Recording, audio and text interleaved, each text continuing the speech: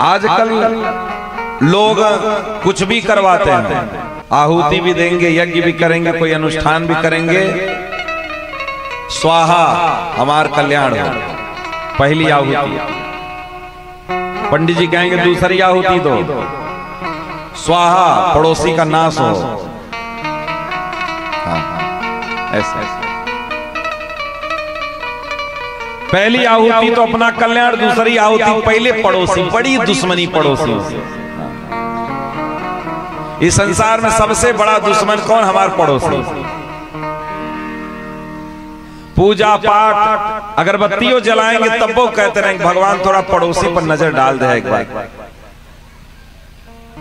हमारी जो कोई भी वृत्ति है, पूजा पाठ यज्ञ अनुष्ठान कुछ भी देखना हो, हम लोग हर यज्ञ अनुष्ठान में यही कहते हैं भगवान कृपा करना, लेकिन हमारे पड़ोसी को थोड़ा सा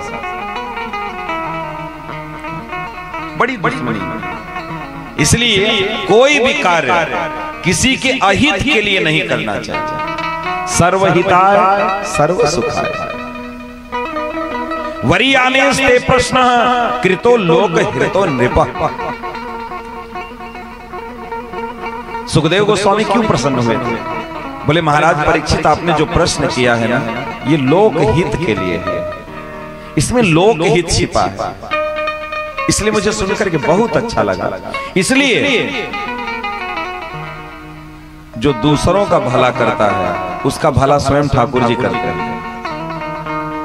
इसलिए अगर अपना न भी बना पाओ तो दूसरों का अगर बना दिए तो आपका कभी बिगड़ ही नहीं सकता।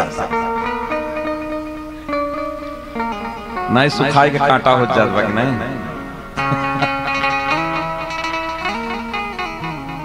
हमेशा अगर आप दूसरों के लिए जी रहे हैं तो आपका नुकसान नहीं होगा। आप दूसरों का अगर हित करेंगे ना तो आपका हित हो ही नहीं सकता, कभी नहीं हो सकता। 1000 लोग मिलकर के भी आपका हित नहीं कर सकते। लेकिन केवल आपने अपना बनाया है, केवल अपने ऊपर ध्यान दिया है, ज्यादा दिन चलने वाला नहीं। और तो हम तो बनाते अपना है तो दूसरों का लूट लपाट करके, लूट घसोट करके अपना बना लिया।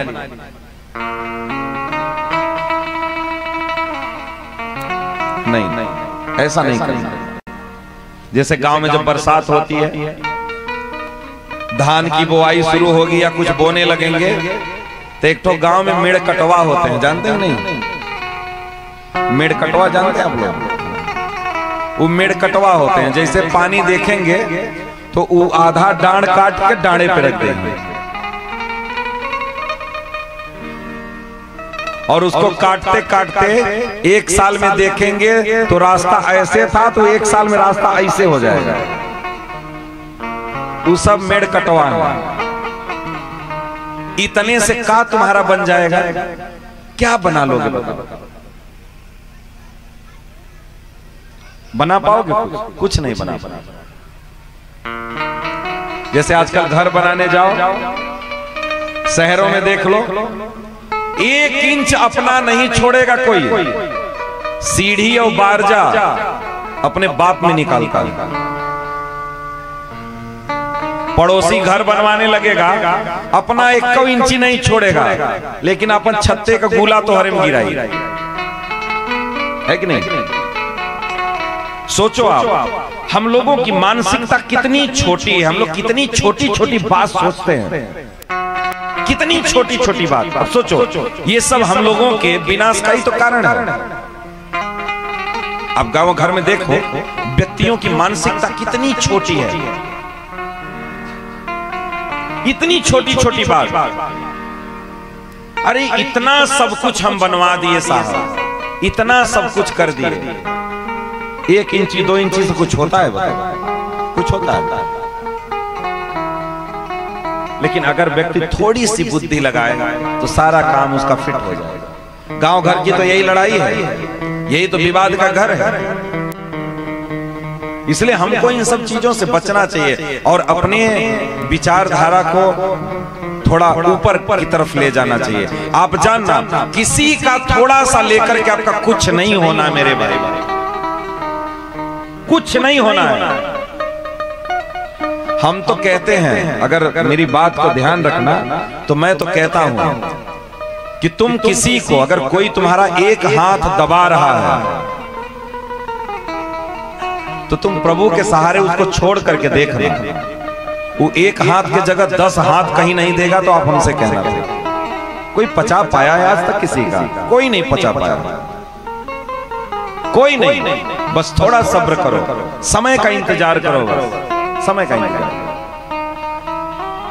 इसलिए इच्छा से, स्वेच्छा से इन सब चीजों के लिए जूझना नहीं चाहिए। ये धरती मां आपके बाप की नहीं है। ये धरती मां वैसे ही हैं जैसे सनातन से चली आ रही है। आज आए हो, कब्जा कर रहे हो, कल चले जाओगे टाई पिस करके। कुछ नहीं धरा है आप साहब। एक एक इंची के लिए भाई भाई लड़ जा रहे हैं, मर्डर कर ले रहे हैं, खाना पानी दाना सब छोड़ दे रहे हैं। कई परंपराएं जूझ रही हैं एक इंची के लिए, कई परंपराएं जूझ रही हैं। घर घर की हालत। नहीं करना यार, क्यों करना ये सब चीजें? हम तो कहते हैं भैया नाप लो और नाप करके केवल अपना लो, केवल अपना। किसी का भी जीवन में जानना, हम कहते हैं ना, अगर किसी का, एक श्लोक है नीति शास्त्र में, देखो बोलते बोलते मेरे दिमाग से फिसल गया। मातृवत परदारेषु परद्रव्येषु लोष्टवत् आत्मवत् सर्वभूतेषु यः पश्यत् स पंडितः। बुद्धिमान किसको बोलते हैं? मातृवत परदारेषु, दूसरे की स्त्री को मां के समान जो देखे, दूसरे की स्त्री को मां के समान देखे। परद्रव्येषु लोष्टवत्, जो दूसरे के धन दौलत संपत्ति को जो मिट्टी के समान जो देखे। आत्मवत् सर्वभूतेषु, अपने जैसा जो सबके अंदर झांक करके देखे। हमारे जैसे ही सब है, सबको पीड़ा होती, सबको कष्ट होता है। आत्मवत् सर्वभूतेषु यह पश्यत् स पंडितः, जो यह देखता है उसको कहते हैं पंडित, उसको कहते हैं ज्ञानी, उसको कहते हैं बुद्धिमान। देख लो कितना ज्ञानी है। 100 रुपया रोड पे गिरा रहे तो मुड़ के जाइए, देखिए अगले बगले क्यों देखत ना है, उठा के जेब में डाल। कभी दुकान पे गए, 100 रुपया दिए और दुकानदार सामान देने में भूल गया और 500 का नोट समझ करके 480 रुपया फेर दिया, तो जेबा में डाले, गुरुआत तो जुगाड़ होगा। मत करो ऐसी गलतियां। हम तो कहते हैं अगर किसी का भूल करके भी अगर 1 रुपए अगर आपके जेब में आ गया, आपके हाथ में आ गया, तो मैं सच बता रहा हूं दिल से, उसके घर जा करके वो 1 रुपया उसको वापस करके आओ, नहीं अगले जन्म में कुत्ता बन करके उसके घर पे तुमको उसको चुकता करना पड़ेगा, चुकता करना पड़ेगा। 1-1 रुपए का आपको हिसाब देना पड़ेगा। इसलिए ध्यान रखना कि अपने जीवन में आप मरने लगना तो हमारे ऊपर कुछ है या नहीं है, हमारे ऊपर किसी का 1 रुपए कर्ज नहीं है, इससे मुक्त होकर के ही मरना, मुक्त होकर के मरना।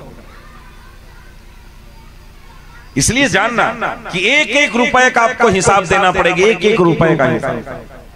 इसलिए गलती से भूल से भी अगर किसी की धन संपत्ति अगर आपके पास आ जाए